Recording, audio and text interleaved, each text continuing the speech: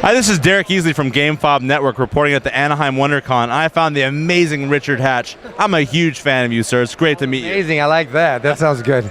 Yeah, we actors, you know, we go up, we go down, we go around, but I think the nice thing about science fiction is that in science fiction, when you've been on a show that people love, you know, they continue to support you. So this is one of the few genres that actors can really kind of feel a sense that maybe their work made a difference, you know, in the world. A lot of actors come on, do TV, do movies, are forgotten.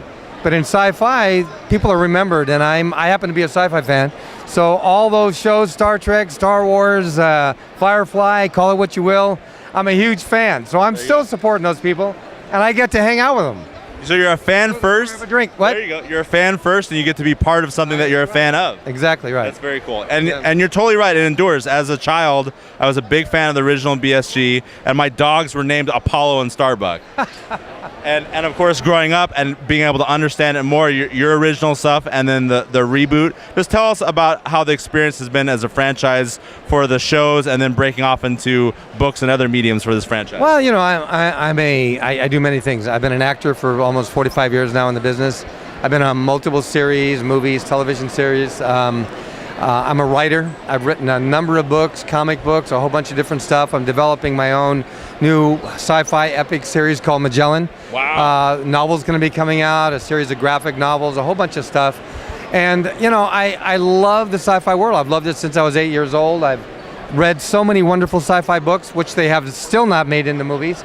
And the world is still struggling, it seems like, especially the networks and studios, with really embracing sci-fi. Even though sci-fi, fantasy makes more money than all the other genres put together, right, there still seems to be a little bit of an onus, you know, from the networks and studios about sci-fi and about anybody who happens to love sci-fi. But, you know, this is, to me, one of the most amazing genres because, you know, it explores hypothetical probabilities and possibilities. It explores the universe. Who are we? Where did we come from? Where are we going?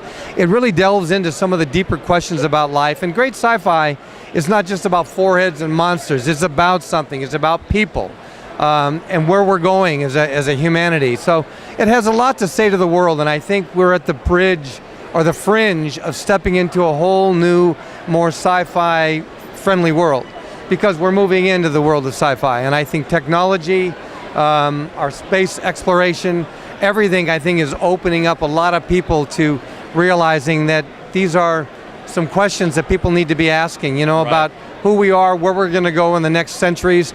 I mean, like they say, if we don't start building space travel and getting involved in space and where we're going to go out there, you know, God knows, tomorrow we could have an asteroid hit this planet and it's all over. It's done, yeah. We need to have ways to get off this planet and to move out there into space, and hopefully I think sci-fi kind of braves the way. Great sci-fi writers really kind of pave a path for where we might be going and what we might be facing. And I think, you know, the networks, the studios, the way the business models are working, finally I think there's going to be a business model that actually works for the what I call very big niche market of sci-fi fantasy. So I think there's going to be better programming. Hopefully some of the space shows will come back. Right. They've taken them all off the air, which makes no sense. I know. The Sci-Fi Network, all this reality show stuff. Well, Sci-Fi Network, you know, look, they're certainly good people, they're intelligent, but they're not necessarily into sci-fi or fantasy or the things that we love. So every once in a while they'll do something interesting like they did with Battlestar, Eureka, and now they have Defiance coming out that has a lot of Battlestar writer-producers on there. So that should be exciting. I'm going to look at it. Everybody should take a look at it because there's not enough good sci-fi on TV.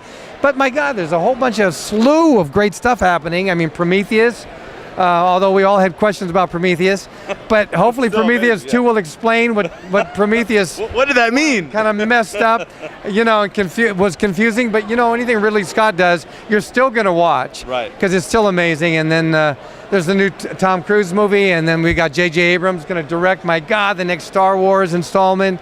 You know, I can't wait for the next. You are a fan. I love Star Trek. Can't wait for the Star Trek movie. And there's just so many wonderful things coming out in the sci-fi area. So maybe somebody's starting to get it. Somebody's waking up. Somebody realizes that there's a lot of us out here, a lot of fans, and we're hungry. Feed me. Right.